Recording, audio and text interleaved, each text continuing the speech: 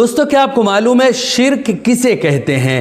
حضرات محترم، شرک جو ہے وہ اللہ کے سوا کسی بھی دوسرے کو، اللہ رب العزت جو کہ ہمارا خدا ہے، اللہ کے سوا کسی بھی دوسرے کو واجب الوجود ماننا۔ واجب الوجود کا مطلب جس کا وجود خود سے ہے اور جس کا وجود ضروری ہے، یعنی ہمارا جو وجود ہے یہ ضروری نہیں ہے، ہم صرف ہمارا وجود امکان والا ہے۔ اللہ رب العزت کا وجود واجب الوجود، یعنی اللہ رب العزت کا وجود ضروری ہے، وہ خود سے ہے، یعنی اللہ رب العزت کے سوا کسی دوسرے کو واجب الوجود ماننا یا کسی غیر خدا کو عبادت کے لائق سمجھنا، یعنی اللہ رب العزت کے سوا کوئی بھی عبادت کے لائق نہیں ہے۔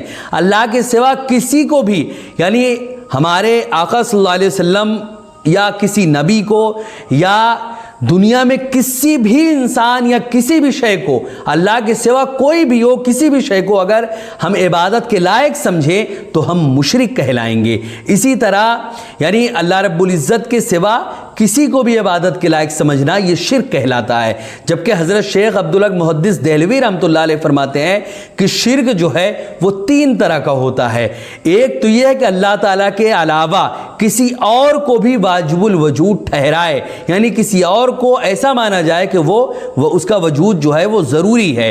اسی طرح دوسرا یہ کہ اللہ رب العزت کے سوا کسی اور کو خالق مانے، جبکہ اللہ رب العزت نے ہی دنیا کا، اس پوری کائنات کا ذرہ ذرہ اگر کسی نے پیدا کیا ہے تو وہ اللہ رب العزت ہے۔ خالق بمانا پیدا کرنے والا، یعنی اللہ رب العزت کے علاوہ کسی اور کو خالق مانے۔ اسی طرح تیسرا یہ کہ اللہ رب العزت کے سوا کسی اور کو بھی عبادت کا مستحق سمجھے۔